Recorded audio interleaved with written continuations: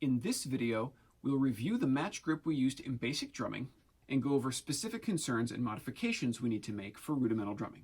In rudimental drumming, we use the same match grip as in basic drumming. We have our fulcrum at the base of our first finger. Our down force is the 4 fingers together on the stick, pushing the stick towards the surface. And the up force is still the back of the hand, keeping the stick up off the head, and lifting when we do our upstrokes. The difference is the greater size and weight of the sticks.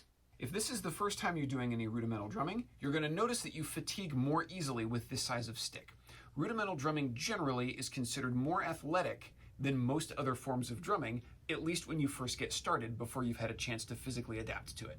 If you're early on in your training, or if you're returning after a long period of not playing, you're going to want to revisit the previous material from basic drumming, especially the 4 basic stroke types, to improve the alignment and efficiency of your hands, as well as the capacity in your arms in order to avoid injury. The biggest area where greater physical demand is going to require more development of your capacity is in downstrokes. The larger sticks are going to mean that you have more energy to absorb when you get to the bottom.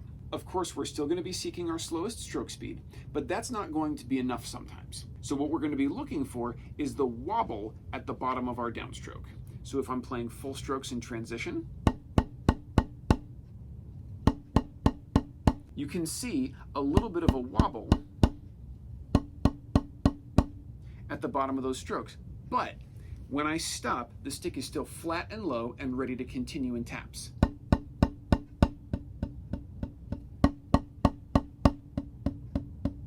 This is also present if I do up-down combinations.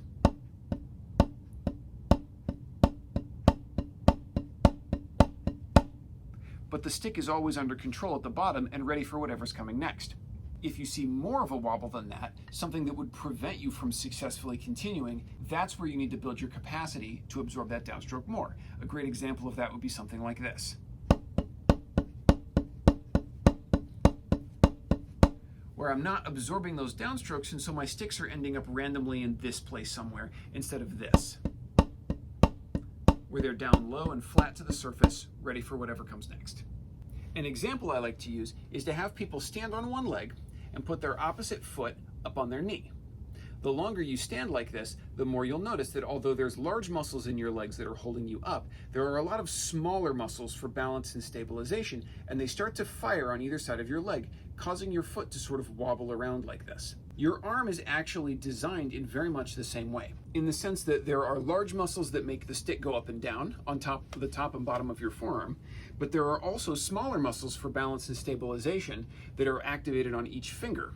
And as you go up and down, your ability to absorb that downstroke depends on the fitness level of those smaller stabilizing muscles. Downstrokes with this amount of energy are going to require a lot of well-calibrated capacity to absorb, so the wobble we're looking at indicates your current level of fitness. You need to be patient with yourself and don't expect to get to perfection, but what you need is a comfortable, flat position after every downstroke before we can really move on. If you want to see players at the highest level of physical fitness, all you need to do is search DCI Finals Snare and then any year. Especially the pre-digital footage from the late 1990s shows incredibly stable downstrokes. This isn't actually sustainable, however, because in order to have that level of fitness, you have to be playing over 8 hours a day like they are during the summer in their competitive season. Just like Olympic athletes, a few weeks after their finals performances, that peak level of fitness is gone, and it will come back only when they resume that level of preparation in their next season. Here, more than anywhere else, consistent practice is critical. Your body will not develop and adapt to your needs if you're shocking it once or twice a week. Success in rudimental drumming is all about your daily practice routine. As you practice, review those 4 basic stroke types exercises with your marching sticks to make sure you have the alignment and capacity you need, and be seeking a flat, stable downstroke with great absorption in the fingers.